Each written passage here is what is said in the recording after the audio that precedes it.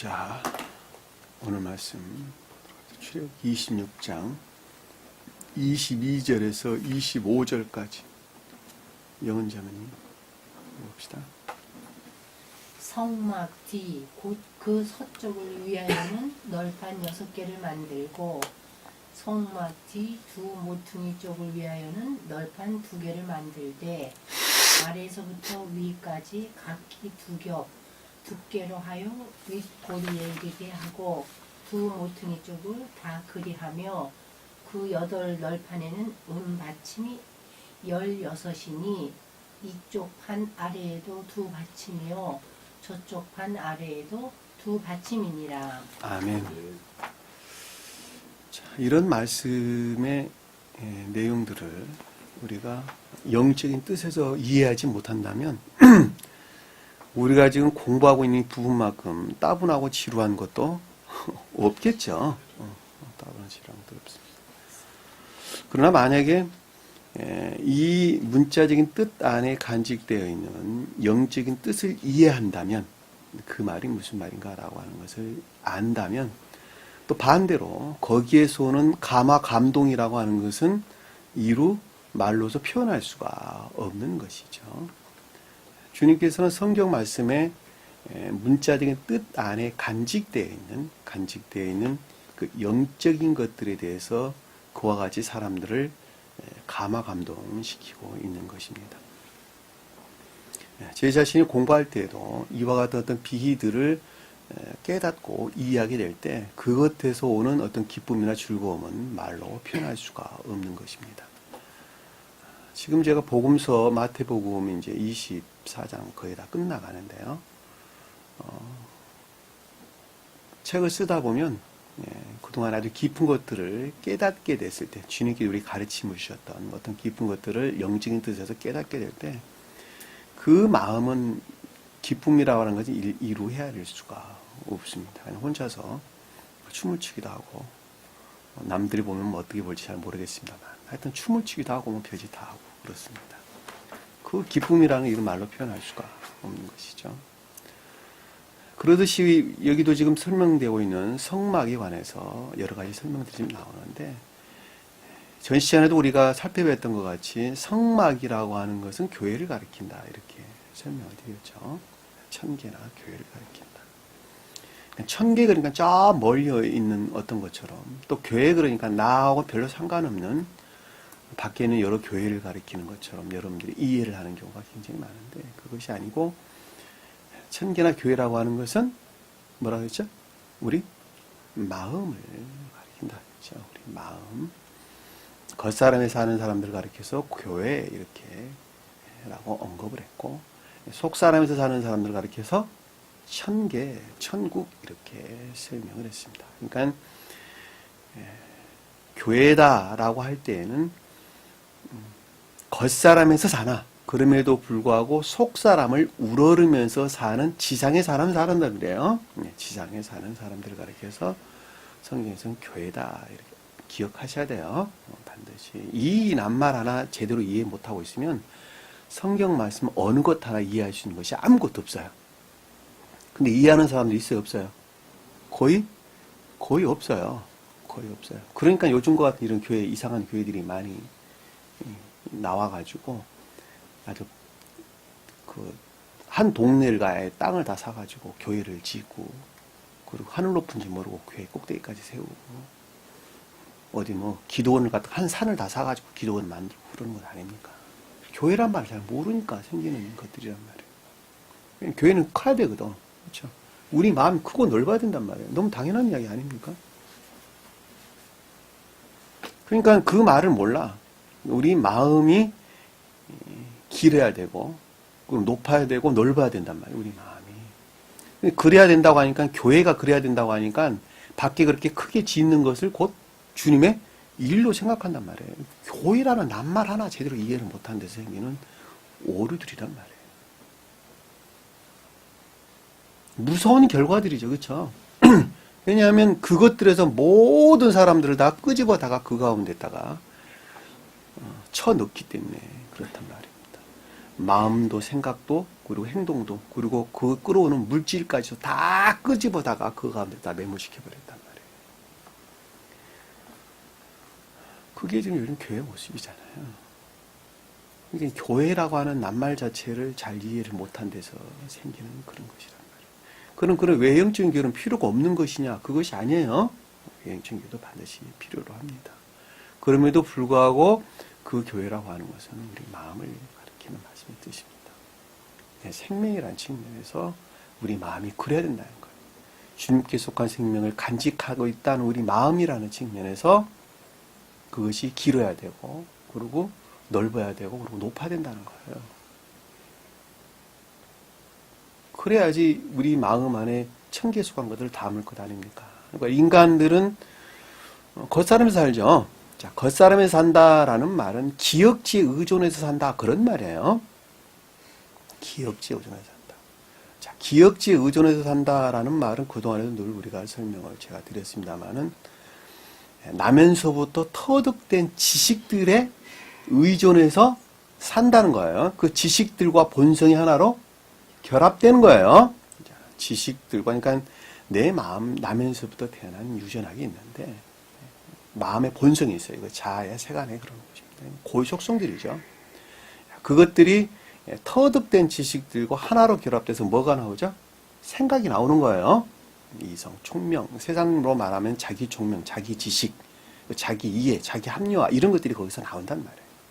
그것들이 그 사람이 가지고 있는 고유 생명이에요. 그 영역에서 살아가는 인간들이에요. 그러니까는 결과안에 들어가는 것, 마음과 생각, 결과안에 있는 모든 것들이 세속적이고 육적인 것들이다라고 할 때 그 사람 자체를 가리킨단 말이에요. 그것이 멸망된 교회 그러는 거예요. 멸망된 교회. 황폐된 교회다. 천개에 속한 것들이 하나도 없다. 간직되는 것이 아무것도 없다. 그래서 그것을 황폐된 교회다. 이렇게. 황폐의 교회에 속한 자들은 선이 무엇인지 진리가 무엇인지 전혀 알 수가 없죠. 그것들 안에 물론 있지도 않냐 할 뿐만 아니라 그것들 아는 지식들마저도 모두가 다 소멸된 상태를 가리키는 것입니다. 뭐 소멸됐다라고 하는 건 선도 없고 진리도 없다는 말인데 반대로 뭐가 잘 없다는 거예요?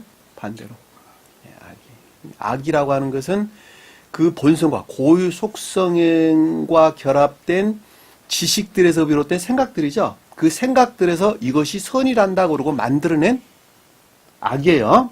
그리고 이것이 진리란다 그러고 만들어낸 거짓들이란 말이에요. 그것들이 대신 차지하는 거예요. 대신 차지. 선도 없고 진리도 없다 그러니까는 그것이 텅 비어 있다 그런 말이 아니라 반대의 것들이 그것을 대신 차지한 상태로 바뀐단 말이에요. 요즘 교회에서 선은 뭐가 선이죠? 요즘 교회에서 말하는 선. 전도 많이 하는 사람. 그렇죠? 왜냐하면 교회를 그것이 부강하게 할 것이니까 전도를 가장 많이 하는 사람은 짜증 뭐 이렇게 앞에 꼬지도 괜찮고 이웃들도 괜찮고 전도를 제일 많이 해서 성도들을 가장 많이 교회에 인도하는 사람이 인도한 그것이 가장 최고의 주님을 부르는 가장 최고의 선이죠. 가장 믿음 안에 있는 자들입니다. 그리고 이제 또 헌금 많이 하는 사람, 그렇죠? 교회 한두 번 빠져도 괜찮은데 헌금 많이 하면 장로 돼요. 그러니까 아마 두 번째는 전도 많이 하고 또 헌금 많이 한 사람이 첫 번째일지도 모르겠네요. 헌금 많이 하고 전도 많이 하고 하는 사람들. 헌금도 조금 하면서 요회 출석은 아주 열심히 하는 사람은 믿음이 좋다는 말을 잘 안 하죠. 그렇죠? 잘 안 해요. 요즘 교회가 좀 많이 우스워졌습니다. 교회에서 요즘 보편적인 기독교에서 말하는 선이라고 하는 것은 전도를 제일 많이 하는 사람.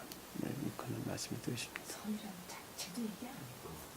그러니까 그것이 그들이 말하는 선이에요. 왜? 그것이 그 생명이니까. 교회가 존재해야 될 목적이 거기에 있다고 생각을 하니까. 교회가 부강해야 되고, 성도 수가 10명이 20명, 20명이 뭐 100명, 200명 되는 것이 주님의 일이라고 그들은 생각을 하기 때문에 그렇단 말입니다. 교회가 많이 늘어나야 되고, 그리고 그 가운데 성도들이 꽉꽉 들어 차야 되겠죠. 그러니까 한 건물에 1층, 2층, 3층, 4층, 5층에 각 층마다 교회가 하나씩 다 자리 잡으면은 아, 요건 주님의 건물이 됐구나 그러고 주님이 찬양받으실 것으로 저는 생각하죠. 그렇죠? 내가 신학교 다닐 때 그 가르치는 교수분한테 내가 그런 말씀을 드렸거든요. 아니 교회가 무슨 세상에 무슨 가게도 아니고 1층, 2층, 3층, 4층에 교회가 하나씩 다 들어가 있다 한다면 그게 어떻게 주님의 일입니까? 서로 성도 가지고 싸우는 건 아닙니까? 했더니 나를 되게 이상한 눈으로 쳐다보더란 말이죠.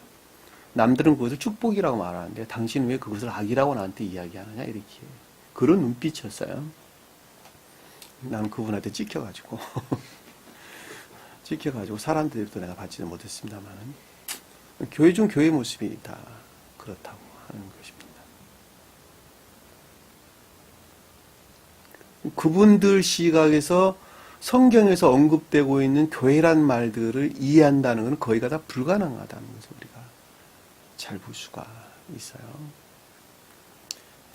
자, 여러분들에게 늘 설명을 드리는 것이지만 교회라고 하는 것은 천계에 대응하는 지상의 주님의 나라를 일컫는 말씀의 뜻이다. 그러니까 천계적인 생명 안에 있는 자들이 지상의 주님의 나라에 속한 자들이고 그들이 곧 교회다라고 하는 것입니다. 그러니까 천사적 생명에서 사는 지상에 사는 사람들을 가리켜서 지상의 주님의 교회다 이렇게 설명을 하는 것입니다. 그 말이 우리 본문에 지금 성막 이렇게 설명되고 있는 것입니다. 그러니까 천사적인 생명에 사는 사람들은 겉사람에 사는 것이 아니라 속사람에 살죠. 그렇죠? 자, 속사람에 산다라고 하는 것은 주님에게서 말미암는 닿는 그릇으로 존재한다는 말의 뜻이고 그리고 외적인 모든 것들이 그 속사람을 섬긴다 이런 뜻이에요. 둘이 철저히 하나로 결합되어 있다. 속도 겉도 전체적으로나 부분적으로 또는 개별적으로나 일반적으로 할 것 모든 것들이 다 하나로 결합되어 있다라는 말씀의 뜻이라는 거. 잘 알 수 있어요. 그러니까 천사들은 자기 생명에서 사는 것이 아니라 주님을 담는 그릇으로서 산다는 것을 잘 볼 수 있겠죠. 그렇죠? 마음은 의지라고 하는 우리 마음 안에는 선을 담는 그릇으로 이해라는 영역 안에는 진리를 담는 그릇으로 결합되어 있고 주님께서 신령 혼인의 안에 있듯이 그 둘이 하나로 결합되어서 혼인에서 비롯된 혼인에서 산다라고 하는 것을 잘 보시죠. 혼인은 내적 결합을 가리키는 말씀이 뜻이고 용어들 이해하세요. 혼인애라고 하는 것은 내적 결합에서 비롯된 외적인 것들이 하나로 결합된 상태를 가리켜서 혼인의 안에 산다 이렇게 이야기를 하는 것입니다. 천계에 대응하는 지상에 혼인애가 있죠. 그렇죠? 남녀 간의 혼인을 우리가 뜻한다라고 하는 것을 잘 볼 수가 있겠죠. 그렇죠? 천적인 교회에서 남편은 선을 표정하고 여자는 진리를 표정하죠. 그리고 영적인 교회에서는 남자는 진리를 표정하고 여자는 선을 표정하죠. 이 둘이가 하나로 결합되는 거예요. 하나로. 그러니까 선이 외연이 진리죠. 그렇죠? 그리고 진리는 선으로부터 그 본질을 취했죠. 그리고 이 둘이 하나로 결합되어서 결과에 드러냈단 말이에요. 이것이 삶이에요. 삶. 그러니까 우리가 천계의 천사적 혼인에 대응해서 지상의 혼인에서 살아야 될 사람들은 어떻게 사는 것이 그러면 천사적 생명에서 사는 것이냐라고 하는 것은 매우 중요한 것이죠. 매우 중요한 것이란 말이에요. 그러니까 부부가 하나 된다라고 하는 것은 그냥 입술에서 부부가 하나 되는 것이 아니라 손과 발이 움직이는 구체적인 일들에서 하나 되는 것을 뜻한다라고 하는 것을 잘 볼 수 있겠죠. 그러니까 손과 발이 움직이는 데에서 하나 된다라는 말은 이미 마음에서 하나로 되어 있다는 말의 뜻이죠. 그것이 부부간의 사랑이라는 뜻이에요. 부부간의 사랑이라는 말이 그런 뜻이란 말이에요. 그러니까 지상에서 남녀가 혼인한다는 말도 똑같은 말의 뜻이란 말이에요. 남자와 여자가 하나로 결합된다라고 하는 것은 둘이 마음이 한 마음 돼서 삶에 속한 모든 것들 안에서 하나 된다 이런 뜻이란 말이에요. 그러니까 남편은 아내를 위해서 일을 해야 하고 당연하죠. 왜? 진리는 선을 위해서 일을 하는 것이니까. 그래 안 그래요? 그리고 선은 반드시 진리를 통해서 자기를 드러내는 것이죠. 그러니까 선은, 여자는 자기를 사랑하는 것만큼 남편을 당연히 사랑해야 되는 거예요, 당연히. 이 둘이. 이게 혼인애란 말이에요, 지단 혼인애. 그건 마음에서 고백되는 것이 아니라 삶에 속한 모든 일들에서 구체적으로 그것이 드러나는 것이죠. 왜 그것이 성경에서는 뭐라 그랬어요? 징표들이다. 증거들이다. 신약에서는 표적이다. 기사다. 이런 말로 설명돼서 나온단 말이에요. 이적. 이적 그런 거, 이적. 무슨 기적, 뭐, 이렇게, 자연계를 초월해서, 자연의 현상을 초월해서 나타났던 기적, 그걸 가리키는 말이 아니라, 그 증표들을 나타나는 걸 가서 이적과 기사다. 이런 말로. 표적과 기사다. 증표다. 표적이다. 이런 말로 우리에게 설명돼 나오는데, 그것이 어떤 증거들을 일컫는 말씀의 뜻이고, 라는 것을 우리가 잘 볼 수가 있단 말입니다.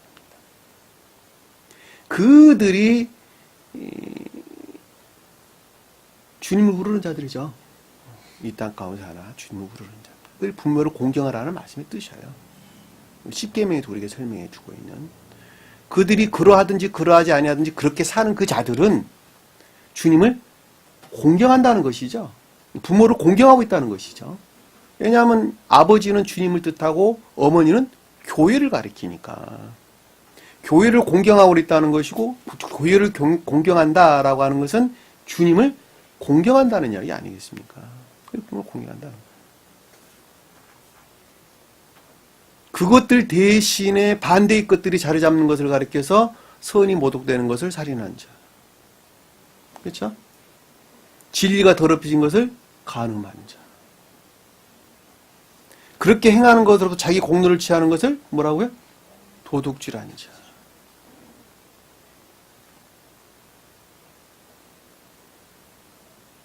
그리고 다른 어떤 것들을 가리키는 것을 거짓말하는 자. 그렇죠? 그러면서도 남의 물건을 탐하는 자를 이웃의 물건을 탐하지 말라 이렇게 우리에게 설명해 주는 것을 잘 보시죠. 이게 십계명이에요. 쉽게 이해될 수 있는 것들이죠. 그러니까 우리가 지상의 천사적 생명에 대응하는 지상의 교회에 속한 자들이 어떤 생명에서 사는 것인가라고 하는 것. 그들은 세상적인 욕망이나 탐욕 가운데 살아야 안 살아요? 살지를 않는다니까요. 그것들은 애정이 있어요, 없어요? 세속적 육적인 것들은 애정이 있어요, 없어요? 애정이 있어요. 애정이 있는데 탐욕으로부터 그것을 취하려 하는 것이 아니라 반대로 주님을 우러를 목적해서 그것들에 대한 애정을 갖는단 말이에요. 애정이 없는 것이 아니라 애욕이 아니고 애정이죠. 이런 단어를 좀 구분했으면 좋겠습니다.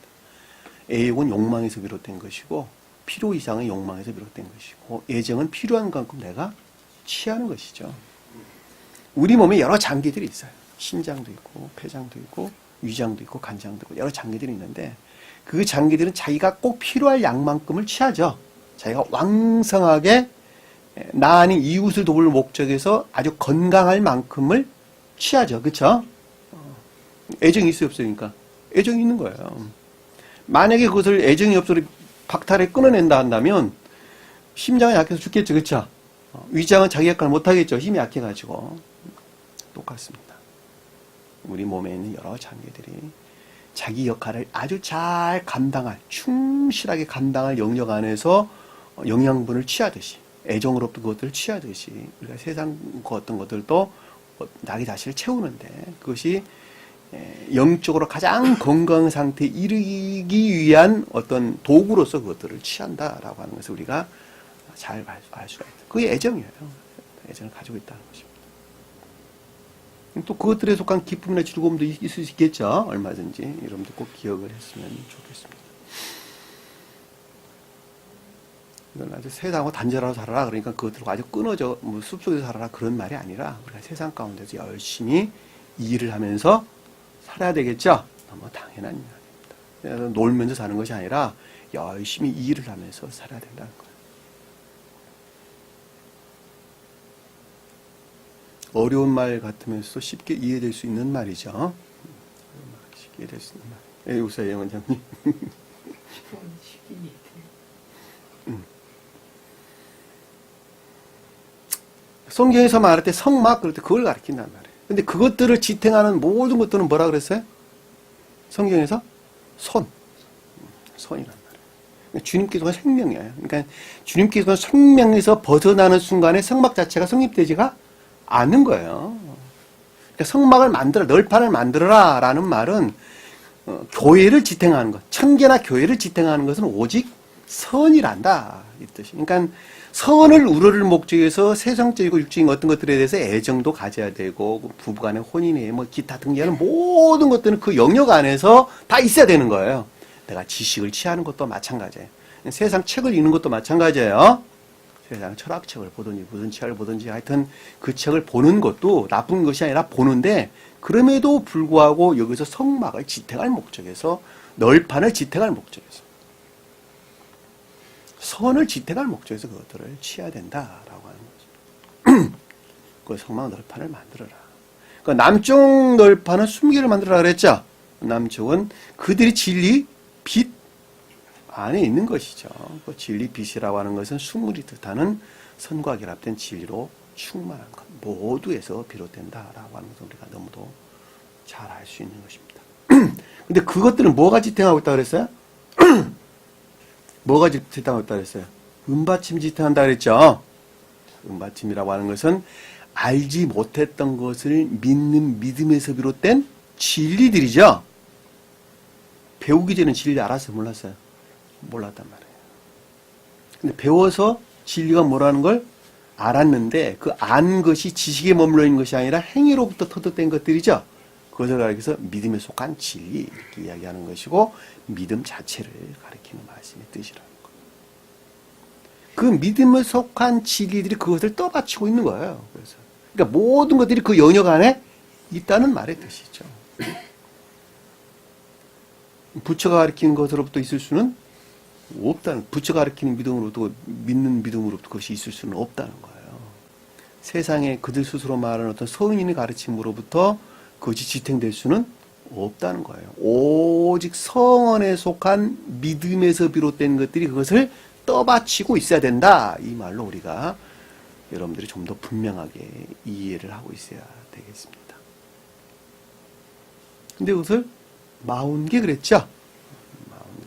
마운이란 말의 뜻이나 수물이란 말의 뜻이나 동일한 것인데 마운이란 단어는 수물이란 단어에 비해서 연합된 진리라고 여러분들이 이해하시면 되겠죠?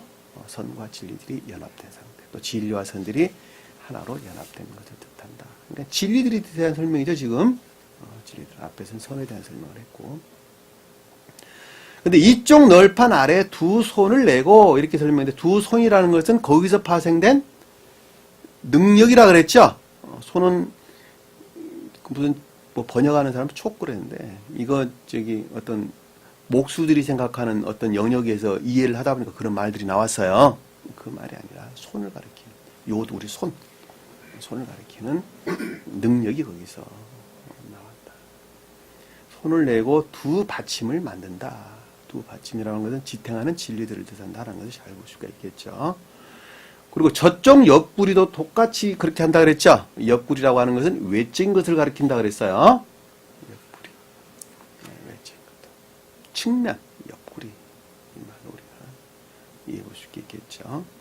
그러니까 성막 다른 쪽 북쪽 모퉁이에도 널판 숨개를 만들고라고 하는 것은 북쪽은 남쪽에 비해서 상대적인 것을 가리킨다. 제가 이렇게 설명드렸죠. 그 영역에도 역시 그래야 된다는 거예요. 그러니까 아까 제가 설명드렸던 것처럼 내적인 것들이 그러하면 외적인 것들도 동일하게 그래야 된다고 제가 설명드렸죠. 그렇죠. 이게 하나로 결합되는 것을 가리킨다는 걸 잘 볼 수 있어요. 북쪽 모퉁이에도 널판 숨결하고 은받침 만개를 하는데 여기서는 두 손이 빠졌다 그랬죠. 그렇죠? 왜 빠졌다 그랬죠? 능력은 안에서 밖으로 나오는 것이기 때문에 밖에 자체로부터 능력은 있을 수가 없다고 제가 여러분들 설명을 드렸죠. 예를 들면 손을 잘랐는데 손만 가지고 능력이 나올 수가 없죠. 어깨를 통해서 우리 몸통과 결합되어 있을 때에 그 힘이 어디서 나와요? 몸통으로부터 그 힘이 비롯되어져 나오는 거예요. 너무 당연한 이야기예요. 널판에 두 받침을 하라. 전체적으로나 개별적으로 충분한 진리들이 충분한 것들을 가리키는 말씀이죠. 그들이 떠받쳐 있는 것이죠. 받치고 있는 것입니다. 남의 말 하는 것이 아니라 나에 대한 예언이에요. 각자 본인 생각하시면 돼. 남 생각할 것 아무것도 없어요. 내가 정말로 주님의 진리 비단에 있는가? 내가 주님의 진리 비단에 있다 한다면 가장 외적인 궁극적인 삶에 속한 모든 것들에 역시 그 연역 안에 내가 있는가라고 하는 건 내 문제, 남 문제 아니라. 대부분 사람들 그렇게 못하죠. 그런데 주님은 그걸 하셨어요. 그래서 조각목으로 만들라 그랬고. 왜 그것이 다 가장 높은 데서 주님 자신에 관한 내용이에요. 이 말씀 가장 높은 데서 인성으로 이 땅에 오셨던 우리 예수 그리스도 우리 주님께서 영화되셔가지고 존재되신 분과 합일되셨는데 그 합일되신 분을 가리켜서 신령 인성으로서 주님 이렇게 설명드렸죠. 그 신령 인성으로서 주님에게서 말미암는 공로적인 것을 조각목 그랬단 말이에요. 그랬죠. 그 조각목인데 그 조각목이 성막 자체를 가리키는 거예요. 지금 1000개 그렇죠. 교회 그러니까 가장 높은 뜻에서 지금 성막은 주님 자신을 가리키는 거예요. 이것을 주님께서는 다른 표현으로 뭐라 그랬어요? 보좌란 말로 설명돼서 나왔단 말이에요. 다른 데서는 성막이라고 말하든 천계라고 말하든 주님의 보좌라고 말하든 다 똑같은 말의 뜻이란 말이에요. 그러니까 가장 높은 데 주님 자신에 관한 내용인 것을 우리는 잘 볼 수 있겠고, 그리고 표징적으로 볼 때는 한 사람, 중생한 사람들이 생명의 상태에 관한 내용인 것을 우리가 잘 볼 수 있겠죠. 여러분들이 만약에 중생했다 한다면 반드시 연영 안에 있어야 되는 거예요. 그러니까 여러분들이 진리에서 비롯된 선 안에 있다 한다면 그들이 장차 중생하게 되겠죠. 그렇죠? 중생에서 선에 속한 진리 안에 나가게 될 때 앞에서 언급되고 있는 숙물이다, 마운이라 하는 단어들이 그걸 뜻하는 거예요. 그러니까 선과 결합된 진리로 충만한 중생한 자들을 가리킨단 말이에요. 주님 입장에서 볼 때 영화된 그 상태를 일컫는 말씀의 뜻이고, 그러니까 그것이 내적으로나 외적으로, 전체적으로나 부분적으로 할 것 없이 모두가 다 그 영역 안에 있어야 된다라는 말을 우리가 잘 볼 수가 있다는 것입니다. 22절을 보니까 성막 뒤 곧 그 서쪽을 위하여는 널판 6개를 만들고자. 성막은 우리가 공부를 했고, 그 다음에 뒤쪽 그랬는데 맨 끝부분 가장 구석진 곳 이런 것이에요. 그 말이 무슨 뜻이에요? 영자는 맨 끝부분. 예, 외적인 것들. 외적인 것들이죠. 그러니까 서쪽이란 말이 나왔는데 이 서쪽이란 말은 바다 쪽 이러대. 바다 쪽. 바다예요. 바다. 근데 바다가 이스라엘 땅에서 서쪽이에요, 남쪽이에요, 북쪽이에요? 바다가. 예? 이명경님. 이스라엘 땅에서 바다가, 지중해가 어느 쪽에 있어요? 동서남북 중에서. 서쪽에. 예. 이스라엘 땅에서 바다가 서쪽에 있어요. 지중해가. 그러니까 성경에서 냠, 히브리어로는 냠이라는 말, 바다를 썼는데 바다를 다 서쪽으로 번역을 했어요. 전부 다. 바다로 번역한 게 별로 없고 동서남 바다 그러는데 다 바다를 서쪽으로 번역을 했단 말이에요. 서쪽은 해가 지는 곳이 서쪽이죠. 해가 지는 곳. 해가 지는 곳 서쪽을 마아라바. 히브리어에서는 마아라바. 해가 지는 곳 서쪽. 정확한 서쪽은 그 단어예요. 네? 근데 여기서는 바다란 단어에서 바다. 바다 널판 6개를 만들고 바다를 위하여 널판 6개를 만들고 그 뜻이에요. 무슨 말 이해가 돼? 바다가 뭐예요? 기역지. 그러니까 여기 끝부분 맨 구석진 곳 이런 말에서 나오는 거예요. 제가 아까 기역지 설명드렸죠. 오늘 상관이 있어 내가 말씀드렸던 거예요. 그래서 오늘 본문을 여러분들 이해를 돕기에 제가 기역지란 말을 그래 설명을 드린 거예요.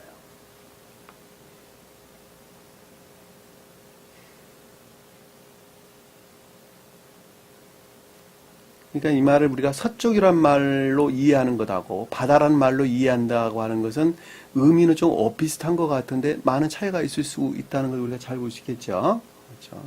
바다에 의하면 널판 6개를 만든다. 6은 뭐라 그랬어요? 자, 중생한 자 입장에 볼 때 7을 떠받치고 있는 6이죠. 그렇죠? 복합적인 진리들이에요. 이게 다. 그래 안 그래요?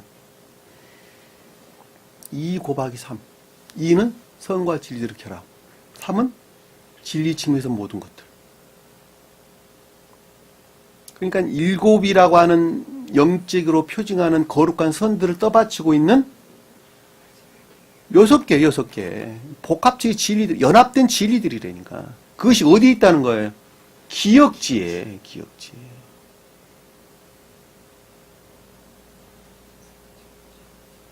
기역지는 이게 지식에 속한 것들이죠. 근데 이것이 무엇과 결합된? 일곱에서 비롯된 것이니까. 거기서 합리적인 빛이 나왔는데 그걸 남쪽 그랬단 말이에요. 우리 공부했죠, 그쵸? 제가 예배 서두에 설명드렸던 내용도 똑같은 말의 뜻이에요. 그러니까 이 6이란 말이 7에서 비롯된 것이고, 그러니까 명확하게 여러분들이 이해할 수 있어요. 기역지에 있는 지식이 아니라 지식이 뭘로 됐어요? 그러니까 진리가 된 것이죠. 그러니까 연합적, 복합적 진리다. 이렇게 설명을 드리는 것입니다. 복합체는 모든 것들을 가리킨다. 근데 이것이 주님의 공로에서 비롯된 것이죠. 신령 인성의 측면에서 주님으로 말미암는 선에 속한 모든 것들을 가리킨다라고 하는 것을 잘 볼 수가 있습니다. 그냥 감동이죠. 감동. 이런 어떤 깊은 비들을 이 가운데 간직하고 있다고 하는 것을 제가 입술을 통해서 여러분들에게 증거를 하고 있고, 여러분 또한 잘 이 말씀을 이해하고 또 깨닫고 있다고 하는 것이, 그것이 감동 아니고 무엇이라는 말입니까? 그냥 감동입니다. 23절 보니까 성막 뒤 모퉁이 두 모퉁이 쪽을 위하여는 널판 2개를 만들되. 자, 성막으로 공부했고 뒤는 가장자리 구석진 곳이라고 설명드렸죠. 근데 두 모퉁이란, 둘이란 단어는 없는 단어니까 빼버리시고 모퉁이 널판 2개를 만들되, 이렇게 2개를. 자, 그러니까 이게 양쪽 모퉁이죠, 그렇죠? 하나는 그냥 어느 쪽과 결합되어 있는 모퉁이죠? 이게 서쪽에 있다 한다면, 동서남북에서 서쪽에 있다 한다면, 바다 쪽에 있다 한다면 하나는 남쪽과 결합되겠죠. 그리고 또 하나는 북쪽과 결합되겠죠. 그래, 안 그래요? 서로 연합되고 결합되어 있는, 떠받치는 것들을 가리킨다는 걸로 잘 보세요. 결합된 선들을 가리킨다는 건 너무 분명해요, 이게. 그래, 안 그래요?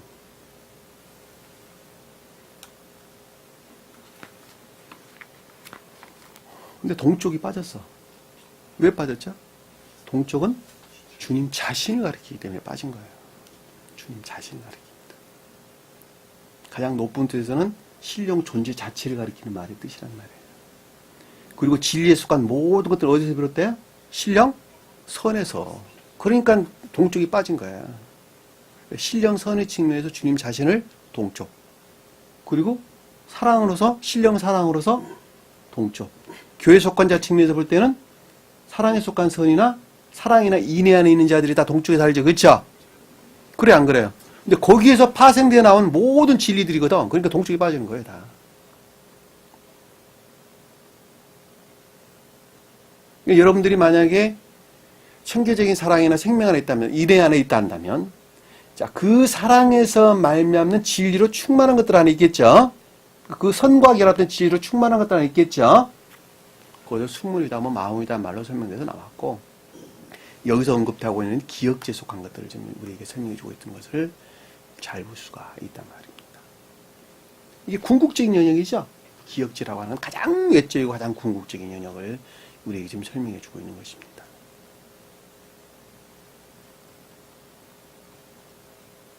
그리고 모퉁이라는 말은 선과 결합된 상태를 가리킨다. 하나는 남쪽으로, 하나는 북쪽으로.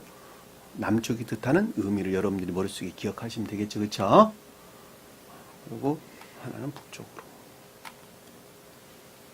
선과 결합된 상태를 가리킨다. 잘 볼 수가 있습니다.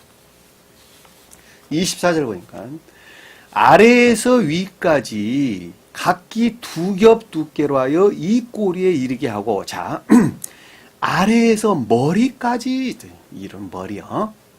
머리가 뭐죠?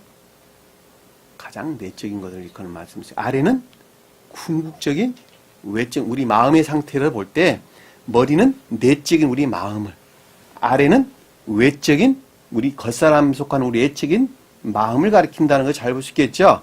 각기라는 말은 야하드, 함께 연합된, 모두가 하나됨 이런 뜻이에요. 원어에서. 예? 번역을 각기라고 해놨는데 그 말이 위까지 연합된, 모두가 함께된 두 겹 두께로 하여 이 뜻이에요. 놀랍죠? 낱말이. 윗꼬리에 이르게 하고, 자, 윗꼬리라는 것은 각각 하나하나 고리에 이르게 하고 이 뜻이에요. 고리가 뭐예요? 연결. 각각 하나하나 예외 없이 전체적으로나 부분적으로 모두 내적으로나 외적으로, 외적인 것에서 외적인 것으로 하나로 똘똘 결합되게 하고, 이 머리에 대해서 우리가 성경 말씀 잠깐 한번 찾아볼까? 이사야서 9장 14절 할게요. 이사야서 9장 14절.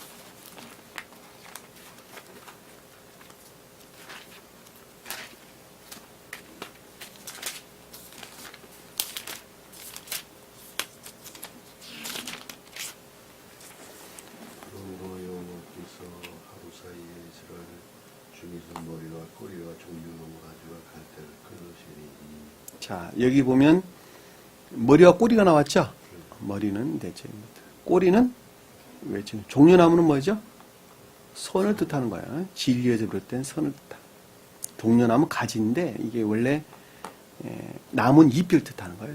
나뭇잎. 정확한 표현으로는 종려나무가 아니고 나뭇잎이라고 하는 진리에 속한 것들이에요. 진리나 진리에 속한 지식들을 가리키는 말씀의 뜻이에요. 주님으로 말미암는 종려나무 가지라는 거.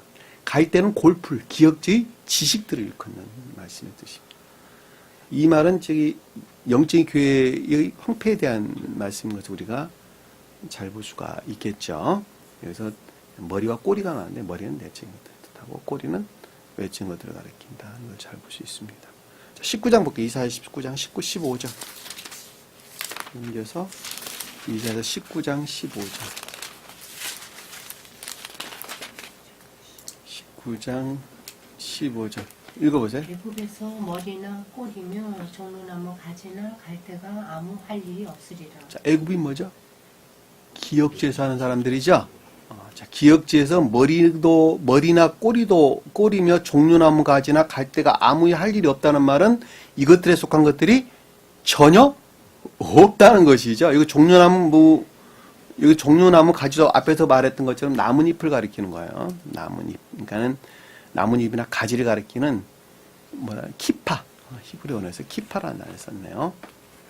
그러니까 진리나 진리에 속한 지식들을 일컫는 말씀이죠. 애굽이라는 기억지를 가리킨다. 갈 때는 우리가 아까 말했던 것처럼 기억지, 진리라는 지식들을 일컫는 말씀이죠. 할 일이 없다는 말은 그것들이 전혀 없다는 것이죠. 너무 명확한 내용들입니다. 15장 2절 한번 볼까요? 15장.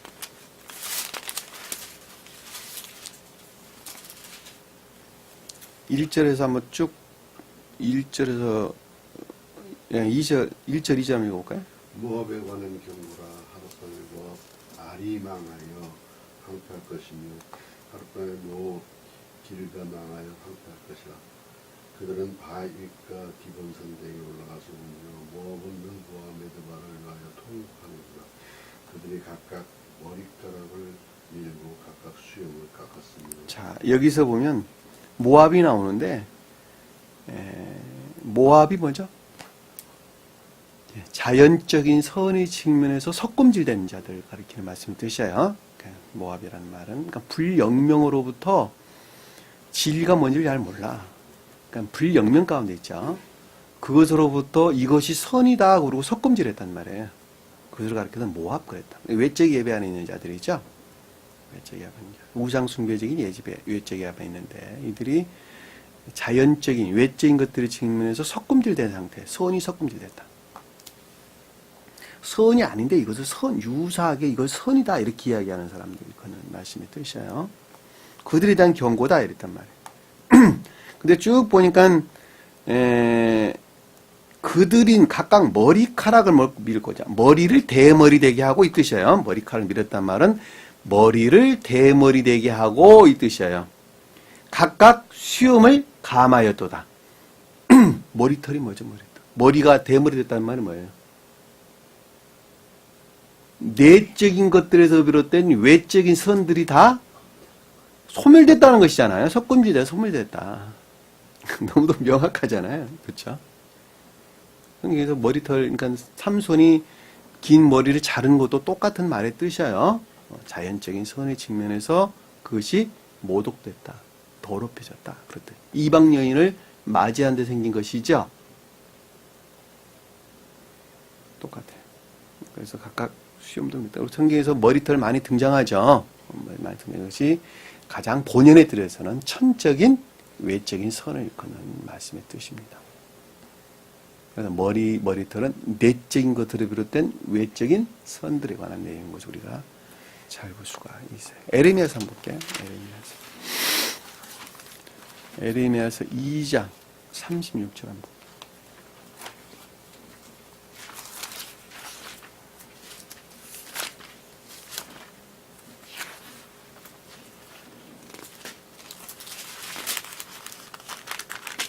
이 장 36, 37절 한번 볼까요?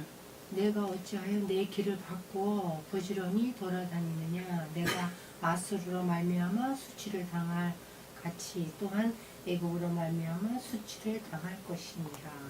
내가 두 손으로 내 머리를 싸고 거기서도 나가리니 이는 내가 의지하는 자들을 나 여호와가 버렸으므로 내가 그들로 말미암아 형통하지 못할 것이니라. 그래서 아수르가 뭐죠?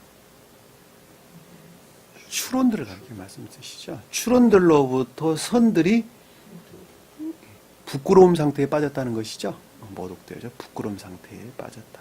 그 말에 대한 우리의 지금 설명을 주는 것입니다. 내가 두 손으로 내 머리를 싸고 거기서도 나간다라는 말이 내적인 것들이 부끄러움 상태에 빠졌다 이 뜻이잖아요. 좀 더럽혀져가지고 부끄러움 상태에 빠졌다.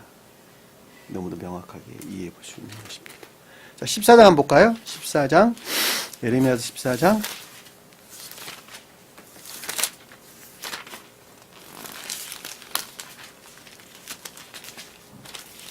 14장 1절에서 6절까지 한번 읽어보세요. 성읍에 대해 이름에 임한 여호와의 말씀이라. 유다가 슬퍼하며 성문의 무리가 피곤하여 땅 위에서 애통하니 예루살렘의 부르짖음이 위로운도다. 자, 여기서 유다가 등장했다는 말은 교회에 대해서 한 선의 측면을 지금 언급하고 있다는 걸 잘 볼 수 있겠죠. 그리고 예루살렘이 뒤에서 언급됐다고 있다는 말은 선과 비롯된 진리라는 측면에서 우리에게 지금 슬픔을 가져다 준다는 것이죠. 또 읽어보세요. 3절. 귀인들은 자기 상을 보내어 물을 얻으려 하였으나 그들이 오물에 가서도 물을 얻지 못하여 빈그릇 돌아오니 부끄럽고 그 정에 그들의 머리를 가렸다는 말은 내적인 것들이 다 부끄러운 상태에 빠졌다는 것이죠. 소멸됐다는 것이죠. 왜냐하면 물을 얻지도 못했다고 설명하고 있기 때문에 자기가 가장 귀하다고 여기는 내면적인 마음에서 파생된 외적인 것들로부터 성원으로부터 어떤 진리들을 취하려고 하나 그것으로부터 어떤 것도 얻을 수가 없었다는 거예요. 그리고 내면적인 것들이 부끄러운 상태에 빠졌다는 거예요. 지금 4절 보세요. 땅에 비가 없어 짐이 갈라지니 짐이 밭 가는 자가 부끄러워서 그의 머리를 가리는. 자, 땅은 뭐예요? 우리 마음, 교회. 비가 없다는 말은 진리들이 임류가 없다는 것이죠. 그리고 갈라졌다는 말은 파괴됐다는 것이죠. 지면이 교회 측면에서 파괴했다는 말 뜻이고, 밭 가는 자가 부끄러워한다는 말은 진리에서 비롯된 선들이 전혀 없이 부끄러움 상태에 있다는 것, 치욕적인 상태에 있다는 것이죠. 너무 잘. 그리고 머리를 가렸다 이렇게 내면적인 것들이 다 그러하다는 것을 우리가 잘 볼 수 있어요. 5절 읽어보세요. 들이한 사슴은 새끼를 낳아도 풀이 없으므로 내버리며 들나귀들은 좁은 산 위에 서서 승냥이에 절대기 풀이 없으므로 눈이 그리워지는도다. 암사슴 뭐예요? 소박한 선, 외적인 선, 자연적인 선. 그리고 들나귀는 뭐예요? 진리. 너무도 명확하게 이해될 수가 있는 것입니다. 자, 본문으로 돌아와서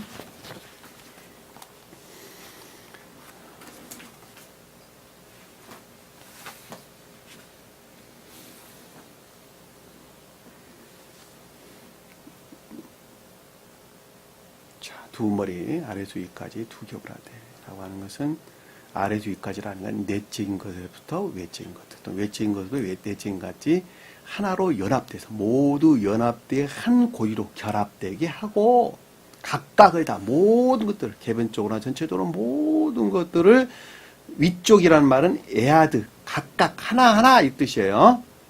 그 말 고리라는 것은 링 고리 반지꼬리 고리 결합을 가리키는 말의 뜻이죠.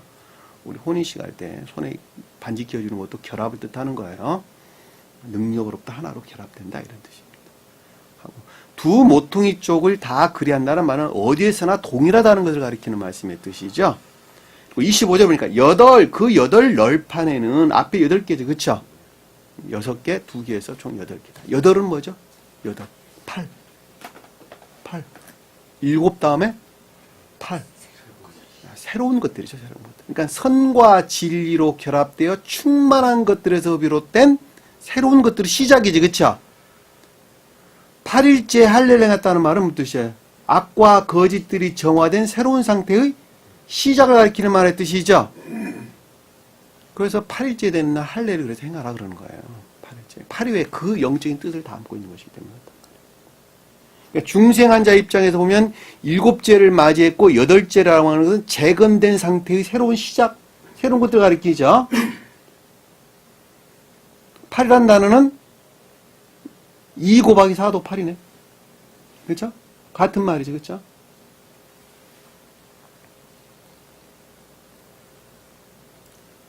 새로운 삶에 속한 것들을 지탱하는 8열판은 새로운 삶을 지탱하는 선을 가리킨다라고 하는 삶. 이거는 순수한 주님으로 말미암는 것이죠. 순진무관 주님으로 말미암는 것을. 근데 그게 뭐를? 은받침 16신이 은은 지탱하는 진리들. 자, 믿음에 속한 진리들. 믿음 자체를 가리키는 거예요. 여러분들이 믿음 자체가 없다 한다면 여기 앉아있을 이유가 전혀 없는 거예요. 왜? 아무런 의미가 없는 것이니까. 그러니까 진리에서, 믿음에 속한 진리들을 가리키고 개인적으로 볼 때는 믿음 자체를 가리킨다는 걸 우리가 잘 볼 수 있단 말이에요. 남을 위해서 믿는 것이 아니라 나 자신 스스로를 위해서 여러분들이 믿음 안에 있는 것입니다. 믿음 자체를 가리킨다. 16이란 단어는 8과 동일한 뜻을 가리고 있는 것이죠.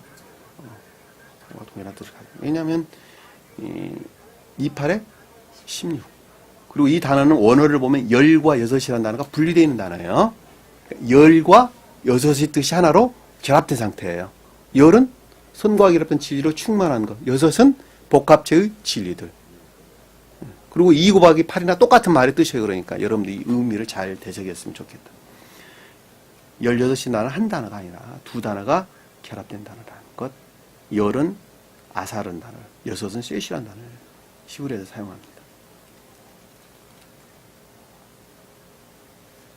그리고 이쪽 판 아래도 두 받침이요 저쪽 판 아래도 두 받침이다 라는 것은 모든 것들이 전체적으로나 개별적으로나 할 것 없이 모든 것들이 다 그라다라고 하는 것을 잘 볼 수가 있어요. 이 말을 한마디로 종합해서 보면 내적으로나 외적인 것들이 모두가 다 하나대로 연합되어 결합되어 있고 그 결합된 것은 재건된 교회에 속한 것들, 그러니까 선과 결합된 진리로 충만한 새로운 삶에 속한 모든 것들을 가리킨다라고 하는 말로 우리가 쉽게 정리해 볼 수가 있겠죠. 이건 좀 여러분들이 천계나 교회에 속한 자들에 대한 설명인 것으로 중생한 자에 대한 내용인 것을 우리가 잘 볼 수 있단 말입니다. 여러분들이 만약에 이 연역 하나 읽지 아니한다면 이 연역을 쫓아서 여러분들은 날로 쉼없이 애씀과 수고 가운데 있어야 되겠죠. 오늘 주신 말씀 마음속에 깊게 새기고 남의 말이 아니라 곧 나 자신에 관한 이야기인 것입니다. 마음속에 깊이 한 주간도 승리하는 저와 여러분 되기를 간절히 축원합니다. 기도합니다. 사랑해 주님. 주님께서는 홀로 이 땅에 오셔서 영화 되셔서 본문에서 우리에게 언급되셨던 그 말씀대로 신령한 상태에 계셨던 것을 저희는 잘 알 수 있습니다. 저희는 비록 그 가운데 있지 못한다 할지라도 주님이 주신 그 은혜와 사랑으로부터 장차 삶에 속한 모든 일들에서 내적인 것들과 하나로 결합된 믿음의 종들 안에 있게 간섭하시고 섭리해 주옵소서. 남은 시간도 주께서 함께 할 수 믿습니다. 다 주기를 원합니다. 하늘에 계신 우리 아버지, 이름을 거룩히 여김을 받으시오며 나라의 마음이시며 뜻이 하늘에 준 것 같이 땅에서도 이루어지리라. 오늘날 우리에게 일용할 양식을 주옵시고 우리가 우리에게 죄진 자를 사해 준 것 같이 우리 죄를 사하여 주옵시고 우리를 시험에 들게 하지 마옵시며 다만 악에서 구하옵소서. 나라와 권세와 영광이 아버지께 영원히 쌓옵나이다. 아멘.